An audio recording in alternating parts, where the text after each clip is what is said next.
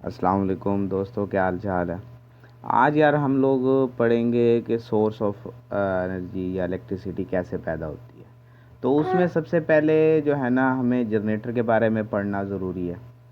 تو آج ہمارا ٹاپک مینلی فوکس ہے کہ جنریٹر کہ کیونکہ بیسیکلی جنریٹر سے ہی بجلی پیدا ہوتی ہے، چاہے وہ کہیں پہ بھی انسٹال ہوا ہو. اب جیسے یہاں پہ ڈائیگرام دیکھو آپ، یہاں پہ جنریٹر کی ڈیفینیشن لکھی ہوئی ہے کہ مکینیکل انرجی کو الیکٹریکل انرجی میں جو کنورٹ کر دیتا ہے اسے ہم لوگ جنریٹر کہتے ہیں.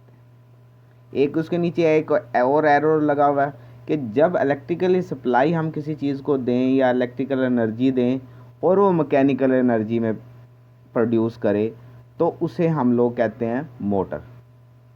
مطلب یہاں پہ پہلے تو میں نے تھوڑا سا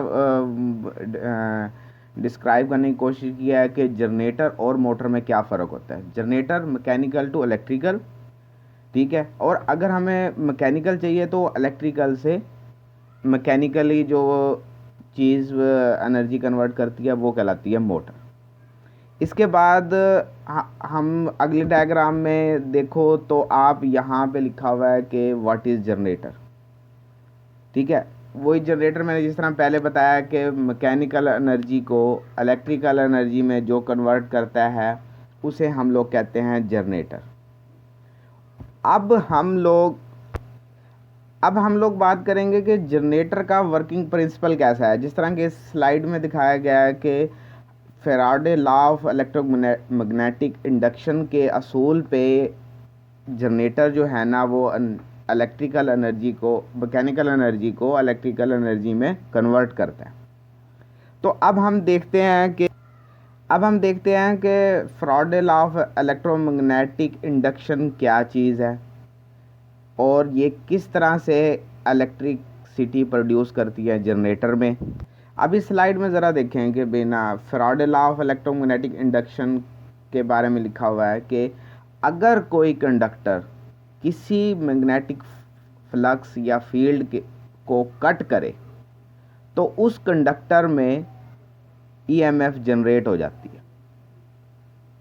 اور دوسرے پیرے میں یہ لکھا ہوا ہے the magnitude of induced E M F, مطلب یہ کہ پیدا ہونے والے وولٹیج کی مقدار کا ڈپینڈ کرتی ہے کہ وہ کتنی دفعہ فلکس کو اس نے کٹ کیا. جتنا زیادہ کٹ کرے گی اتنے زیادہ وولٹیجز پیدا ہوں گے. ٹھیک ہے، تیسرے اس میں لکھا دا E M F will cause a current to flow if the conductor circuit is closed. اب آپ کو پتہ ہی ہے کہ کرنٹ جو ہے وہ کلوز ہوتا ہے تو تب فلو کرتا ہے.